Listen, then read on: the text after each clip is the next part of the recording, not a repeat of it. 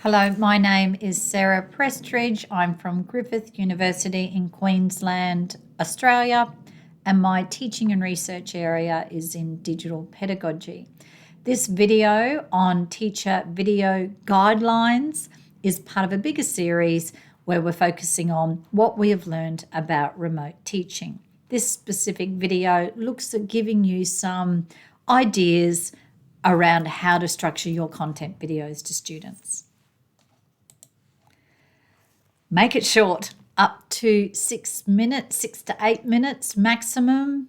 You might be able to go to 10, but as long as it can be speed read, because the students are going to go all the way along, that's the way that they engage. So having a short, sharp, chunked video is really how we think about it. Long videos, 2-hour videos, 1-hour videos are never ever going to be watched. So the idea is one idea or concept per video, and having exemplars, explicitly saying exactly what you are focusing on and how this relates to other material is very important.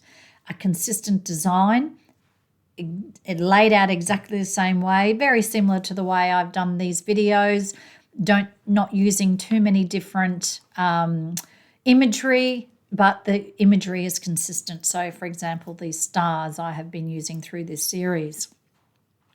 Make sure it's easily accessible, which means it's a smaller size file, which goes back to the fact that we have to have shorter videos. Label it for easy revision.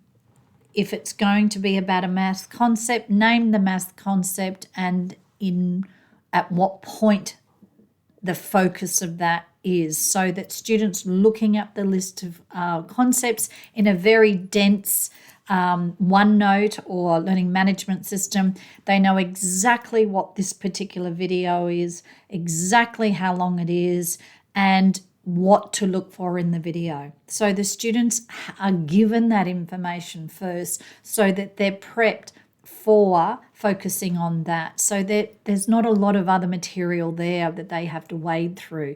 So it's short and sharp and focused. Teacher presence.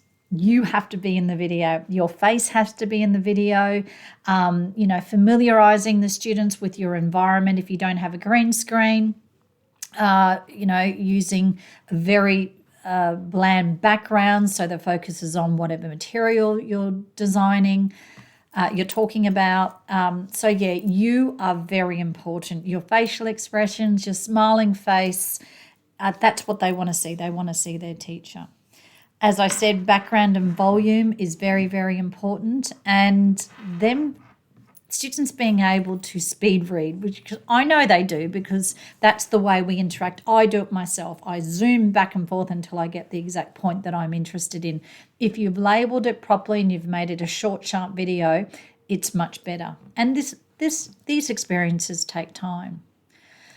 Now, contextualizing that video. In your video, it's important to make links to previous content videos, and it gives students the overall flow of the learning pathway as well. So how to move on is very important. So after this video, I want you to do this, so that students are instructed straight away to action the content, to do something with it.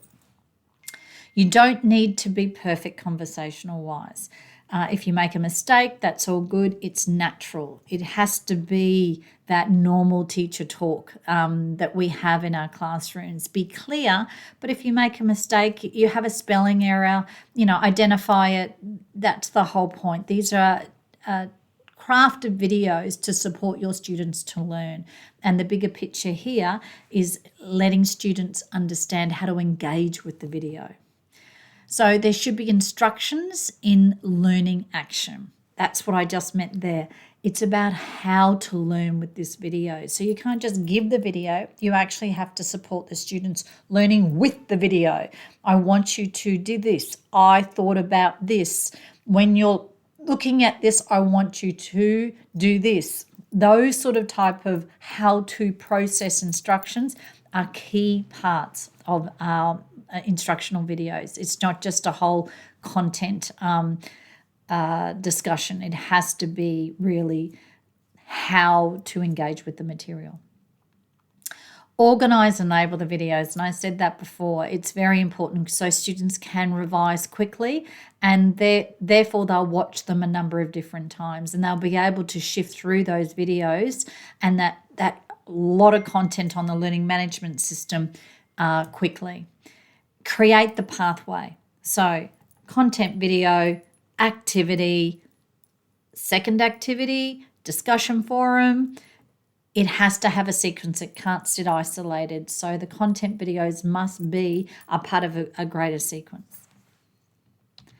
Now, for other videos as part of this series, please go to that QR code there, and that's on our Griffith University website, YouTube channel. I'm happy to discuss these ideas with you, and I'm very happy to talk about how we're going to move on with remote learning and blended learning once we go out of lockdown and we're back in schools and classrooms again. But thank you very much for listening.